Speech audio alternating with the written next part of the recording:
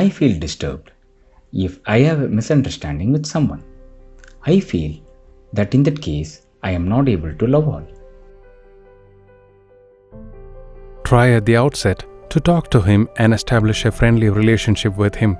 If you fail in spite of your efforts, then don't give it another thought. Take refuge in God. Meditate on Him. There is no use in giving up God and feeling depressed from thinking about others. Master, if a wicked man is about to do harm, or actually does so, should we keep quiet then?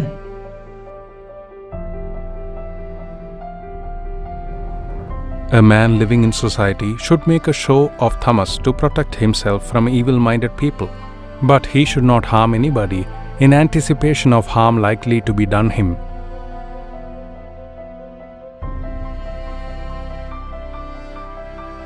Sir, I am not really doing anything.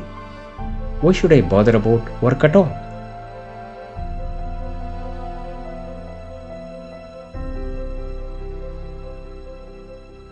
No, work is good.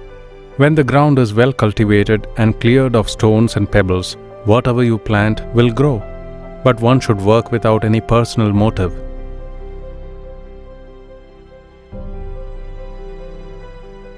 May I make an effort to earn more money?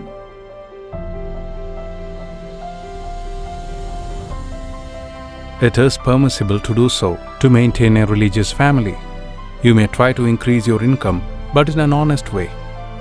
The goal of life is not the earning of money, but the service of God. Money is not harmful if it is devoted to the service of God.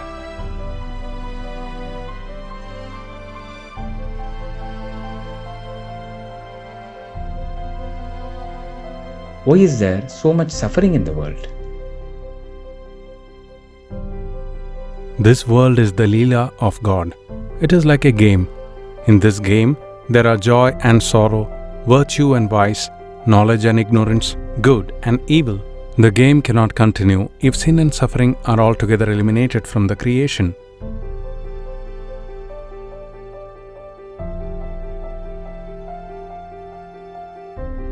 Master, why has God put us in the world?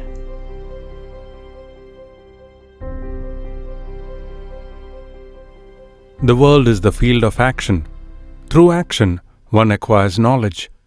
The Guru instructs the disciple to perform certain works and refrain from others. Again, he advises the pupil to perform action without desiring the result. The impurity of the mind is destroyed through the performance of duty. It is like getting rid of a disease by means of medicine under the instruction of a competent physician.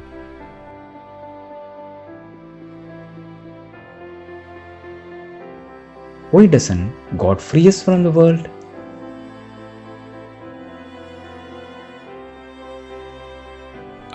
He will free us when the disease is cured.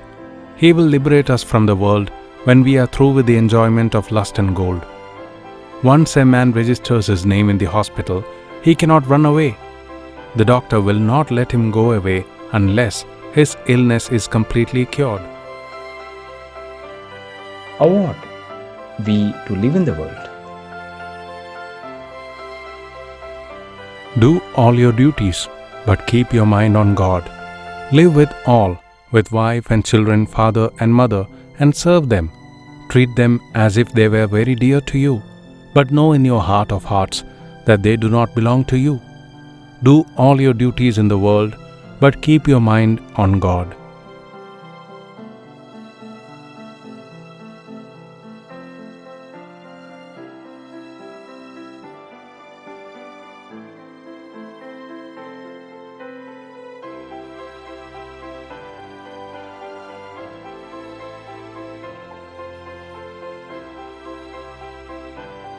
What are the means by which one can see God? Can you weep for Him with intense longing of heart? Men shed a jug full of tears for the sake of their children, for their wives, or for money. But who weeps for God? So long as the child remains engrossed with its toys, the mother looks after her cooking and other household duties. But when the child no longer relishes the toys, it throws them aside and yells for its mother. Then the mother takes the rice pot down from the hearth, runs in haste, and takes the child in her arms.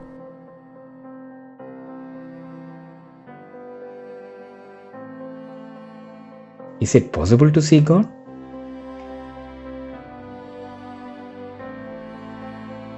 He is unknowable by the mind engrossed in worldliness. One cannot attain God if one has even a trace of attachment to woman and gold. But He is knowable by the pure mind and the pure intelligence, the mind and intelligence that have not the slightest trace of attachment. Pure mind, pure intelligence, pure Atman are one and the same thing.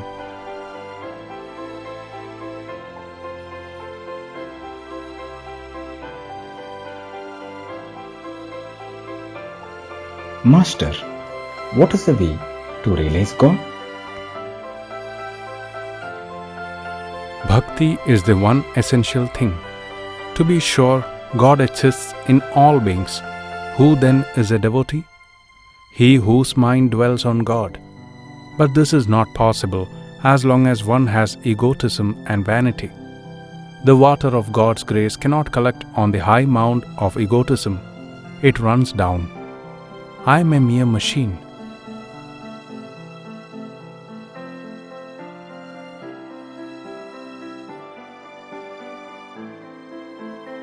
Master, is it ever possible to realize God while leading the life of a householder?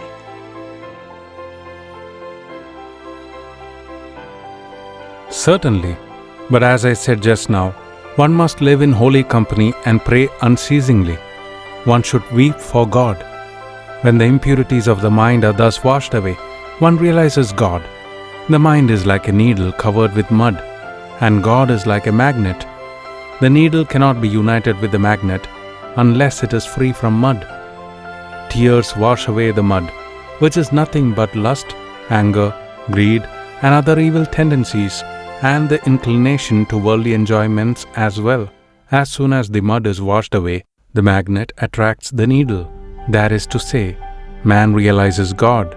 Only the pure in heart see God.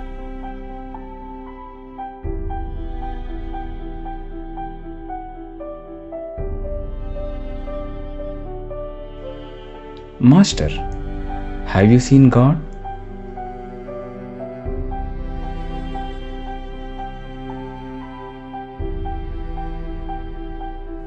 Yes, I have seen God. I have seen Him more tangibly than I see you. I have talked to Him more intimately than I am talking to you. But my child, who wants to see God? People shed jugs of tears for money, wife and children. But if they would weep for God for only one day, they would surely see Him.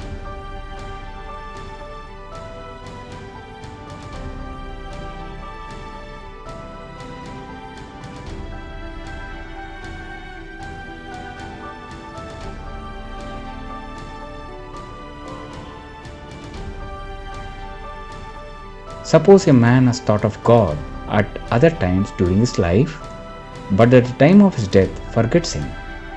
Would he, on that account, come back to this world of sorrow and suffering? Why should it be so? He certainly thought of God sometime during his life.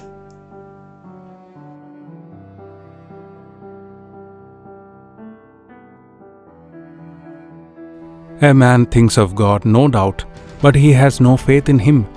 Again and again he forgets God and becomes attached to the world. It is like giving the elephant a bath. Afterwards he covers his body with mud and dirt again. The mind is a mad elephant, but if you can make the elephant go into the stable immediately after bathing him, then he stays clean. Just so, if a man thinks of God in the hour of death, then his mind becomes pure and it gets no more opportunity to become attached to lust and gold.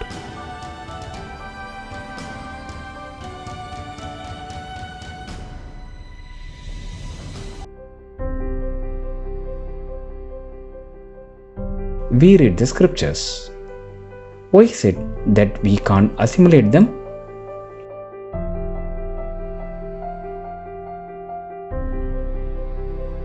What will one accomplish by mere reading? One needs spiritual practice, austerity. Call on God. What is the use of merely repeating the word Siddhi? One must eat a little of it. The hand bleeds when it touches a thorny plant. Suppose you bring such a plant and repeat, sitting near it. There, the plant is burning. Will that burn the plant? This world is like the thorny plant. Light the fire of knowledge, and with it set the plant ablaze. Only then will it be burnt up.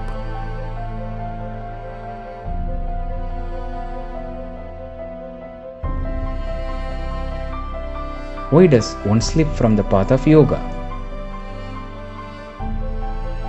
While thinking of God, the aspirant may feel a craving for material enjoyment. It is this craving that makes him slip from the path. In his next life, he will be born with the spiritual tendencies that he failed to translate into action in his present life. What is the lesson of the Gita?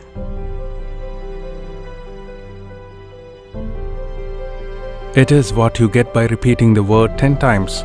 As you repeat Gita, Gita, the word becomes reversed into Tagi, Tagi, which implies renunciation. He alone has understood the secret of the Gita, who has renounced his attachment to lust and gold, and has directed his entire love to God. It isn't necessary to read the whole of Gita. The purpose of reading the book is served if one practices renunciation.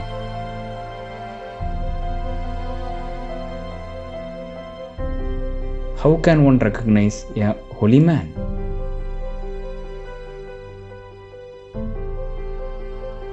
He who has surrendered his body, mind, and innermost self to God is surely a holy man. He who has renounced woman and gold is surely a holy man. He is a holy man who does not regard woman with the eyes of a worldly person. He never forgets to look upon a woman as his mother and to offer her his worship if he happens to be near her. The holy man constantly thinks of God and does not indulge in any talk except about spiritual things. Furthermore, he serves all beings, knowing that God resides in everybody's heart. These, in general, are the signs of a holy man.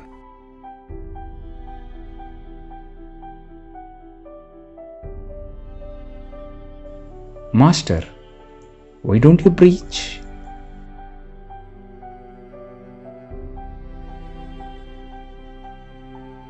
Preaching, it is only a man's vanity that makes him think of preaching.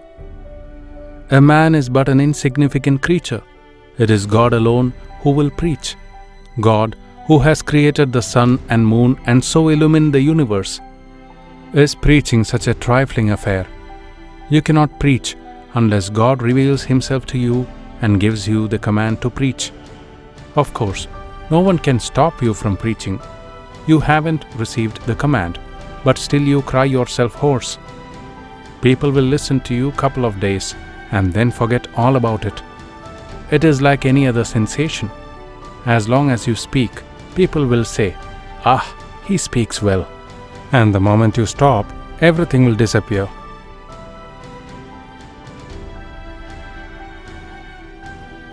Do you know what the truth is between religion and God?